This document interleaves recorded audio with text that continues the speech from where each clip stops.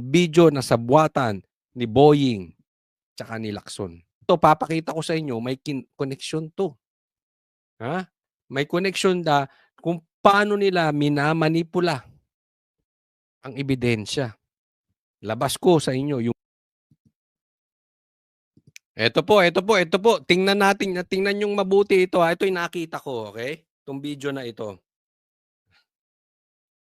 Tingnan nyo po kung paano magsabwatan tong mga animal na to. Ha?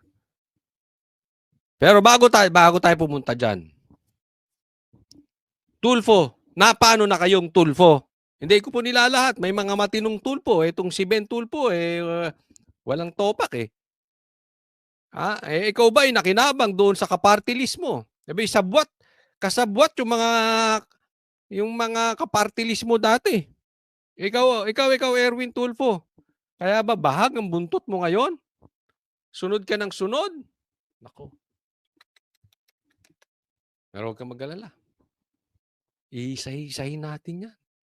Maglalabas po tayo ng ebidensya. Marami tayong pasabog ngayon 2026. Ito hindi pasabog ng chismis. Ito po ay may connection kung paano ang galawan ng dyan sa loob. Paano nagsasabwatan? Paano nila minamanipulate? Paano yung politika pinapagana? Kaya maraming galit sa Duterte. Dahil hindi nila kayang hawakan ng leeg. Si Bongbong Marcos, padali lang yun eh. Himurin mo lang ang puwet noon, tubig na. Yun. Mahimon mo. Nako. Ayos na kayo. Hanggang ngayon, nakita nyo naman pambihira. Nanumbalik, may nanalo na naman sa sa loto. Anyway, pag-usapan natin itong sabwatan na to. Nyo kaduda-duda ang kilos dito sa Senate inquiry. Can you please take your seat beside the Secretary of the Department of Justice? Beside the Secretary of the Department of Justice? Secretary of the Department of Justice? Para yung witness, pinalipat. yung nasa vantage point ka? Yung vantage point. Advantage sa inyo. Para makontrol.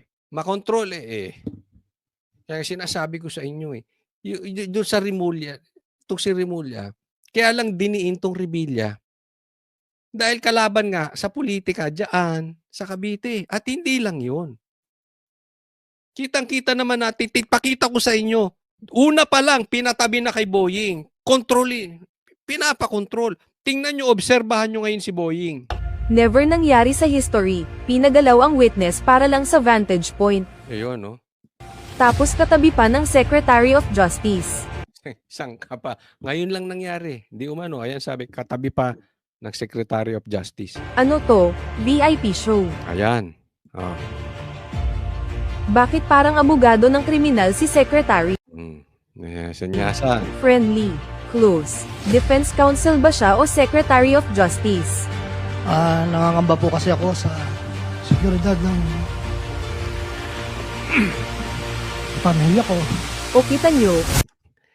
Protective pa. Ganito ba siya sa lahat ng kriminal? Tinabi lang kay Boying. Nangamba na siya sa seguridad ng pamilya niya. Nako, alam naman natin to si Boying. Itsura pa lang, itsurang demonyo. Tingnan nyo naman. Paano makikipagtalo to sa Revilla, pambi? Para nagtampo sa big.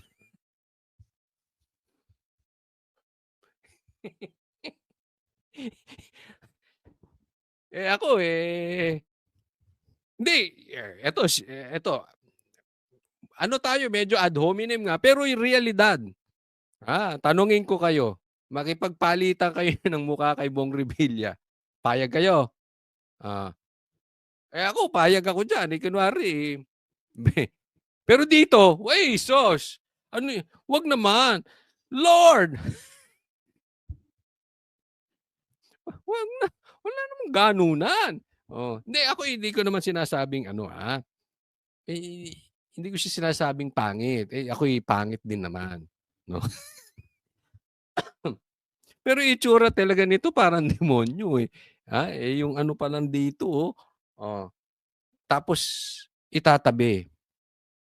Alam na ba natin that time DOJ siya. Oh. At alam nyo ba yung pinalit sa DOJ na bago? Sanggang dikit din eh. Sanggang dikit din to ni Boying. So kanya na ombudsman, sa kanya pa DOJ. Tapos kapatid DILG. O, sino pa eh? Ang balita ko pa pero i-confirm natin to. Kailangan, ang balita ko, yung confidential funds ng DILG ata, ombudsman, DOJ, yan, pag in-add mo daw, kaparehas na ng confidential funds ng executive department. Ganun yan. Mamaniubrahin nila yung mga ganyang sitwasyon. At the same time, mag-iingat po. Ako nagpapayo lang dahil may nakapagsabi sa akin. Ingatan nyo po ang cellphone. Ang cellphone nyo maitatap. Lalo't kayo may mga nakakausap na mga politiko. Anyway, yan lang yung nasabi sa akin. Pero i-confirm pa natin yan. At pag yan na-confirm ko, pangako ko sa inyo, ilalabas natin dito. Agad-agad. With evidence. Okay? Pero puntahan muna natin dito. Nag-aastang abogado. Gawain ba ng DOJ yan? O special treatment lang. Yan o. Tinuturo. Ito, sabihin mo ha. Yan, sabihin mo. Ito. Ay, binabati ko nga pala ha. Itong Duterte, Solid Duterte Riders. Okay, shout out po sa inyo. Pagkakatanda ko po. After po noon, 2022, so yung 519 po, Excuse me, engineer. Para mas maliwanag, basahin mo na lang yung sinumpaan sa laysay mo para hindi ka naliligaw. Opo. Para wala na o-omit, wala na dadagdag. Tignan nyo observe nyo sinasabihan siya na basahin mo na lang. Kung ano yung dinikta namin sa'yo, basahin mo na lang. Parang ganun eh. Tingnan nyo nagustuhan ni Boying. Yung sinabi ni kasi hindi niya pinapayagang magsalita.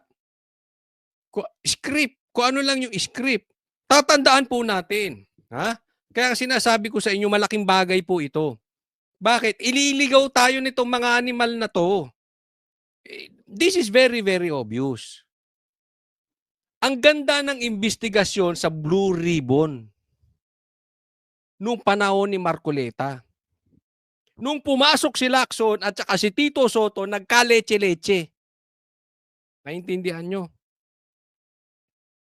Tapos napunta na sa senador. Natutumbok na natin yung problema eh. Tumbok na natin si Tambaluslos. Ang next na nun si Bongbong Marcos na. Natutumbok na. Pinasukan ni Tito Soto. Tapos malinis daw ang budget. Pinasukan ni Naintindihan nyo? Kaya ipapakita natin, scripted to. Hindi lang to si Alcantara, si Bernardo rin.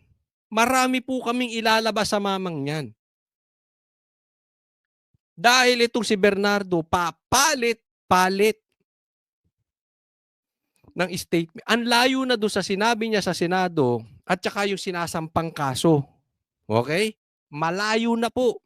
Papalit-palit. Kasi yung nauna niya sinabi, parang idinagdag lang yung mga pangalan ng mga senador. Itong mga dulo, inayos na nila para madiin. Naintindihan nyo? Pero, kahit po first year law student, yung mga pinagsasabi ni Bernardo, hindi tatayo sa korte. Ampaw talaga. As in, ampaw. Alam nyo kung gaano kalayo sa katotohanan yung mga pinagsasabi ni Bernardo, na papalit-palit na nga, ang layo na dun sa original, ampaw pa rin. Alam nyo kung gaano kaampaw? Parang yung mga pangako ni Bongbong Marcos. Parang yung mga statement ni Claire Castro. Walang maniniwala. Malayo sa katotohanan. Kaya sablay talaga. Eh, coach, sasabihin ninyo, bakit isinampa? Bakit sinasabi? Alam nyo kung bakit? Kahit ampaw, sasakyan ng media. Pag sinakyan ng media, artista, senador, trial by publicity mangyayari. Yung totoong magnanakaw, yan yung sinasabi ko, kaya kinukunik ko sa inyo, yung totoong magnanakaw lalaya. Kunwari ako magnanakaw, congressman. Gusto ko ng maingay. Ang alam nyo kung sinong pagbibintangan kong tatlo? Ha? Cheese, Jinggoy, tsaka Bong Revilla. Mga artista. Kilala. Sama ko pa dyan si Bongo Duterte. Ligtas na ako. Para ano? Mawala. Exactly, ganyan ang ginagawa. Scripted. Iisa-isahin po namin. Alam nyo kung bakit? Hindi tayo pwedeng mawala sa ugat ng problema. Ang nuknukan ng nakaw ay galing sa flood control, sa ghost projects, na ang mastermind ay kilala nyo na. Pag niligaw tayo dyan, malaking problema. Nauunawahan po natin. So, kailangan nating ibalik. Paalala nyo sa mga kaibigan nyo, hindi, wag! Wag tayong lalayo. Ito problema, itong mga animal na to. Ito problema yung nag-ghost projects. Oh, taga-samba yung mga yan. Taga-samba. Ako hindi ko nagkakamali ko si Bernardo, taga ano ba? Taga Bulacan? Saan ba nagkaroon ng problema? Saan ba ang bulto ng problema? Sa Ilocos Norte, ang dami rin problema. Mag-stick ka doon sa sinasabi mo Yes po. Sumisenyas eh. pang salaysay. Tumutungo-tungo, kita nyo? Ha? Ako, baka halikan ka niyan. Anong tawag doon? Halik ni Judas. Judas to eh. Ha? Di ba ano to? Binay to na naging Duterte. Last minute, nung alam niyang mananalo si Duterte, lumipat. Tama po ba o tama-tama? Hey, wag tayo. Walang ganunan. Ay, pambira kayong mga animal kayo. Simula mo na lang doon sa simula. Basahin mo na lang ng dahan-dahan. Bakit parang takot kayong magsalita ng malaya ang witness? Kung talagang gusto nyo ng katotohanan, hayaan nyo siyang magsalita sa sarili niyang salita. Anong ginawa nyo? Pinapabasa lang sa papel. Ano yun? Scripted. Yun na nga yun. Mismo na yun. Ito pa, tingnan ninyo. Panood nyo to, di ba? Aabutan siya ng dapat niya lang sabihin. Stick ka dyan. Sino mag-aabot? DOJ, SOJ. Abogado ka? Abogado? Tapos, yung mga sinasabi nila, ligtas. Si Bongbong Marcos at si Tambaloslos, si Romualdez. Talagang tinatarantado yung mga Pilipino. Di ba? Aabutan. Tingnan nyo reaction. Eto pa, ano itong inabot? Ano to? Tingnan nyo reaction. Script, cue card, linya na dapat sundin. Ayaw basahin ni Alcantara. Bakit? Hindi kanya ang salita, pinapasubo lang. Scripted. So, uulitin ko mga kababayan ko. At tandaan nyo to, we will fight for this. Anong sinabi ko sa inyo next year? Last year. Anong sinabi ko sa inyo last year? Niligaw nila tayo patungkol dun sa problema sa PI. Na yan ang sinabi rin ni PRRD. Huwag na tayong papayag na ililigaw tayo tungkol sa ghost projects. And alam natin sino mastermind. Dapat papunta tayo doon. Itong mga ito, nililigaw. Si Bernardo, You're next. Huwag nyo iligaw. Huwag nyo iligaw. Ano sasabihin nyo? Kasalanan na senador? Tapos malinis si Tambi? Tapos malinis si Bongbong Marcos? Animal kayo. Huwag kami, sinasabi ko sa inyo. Hmm.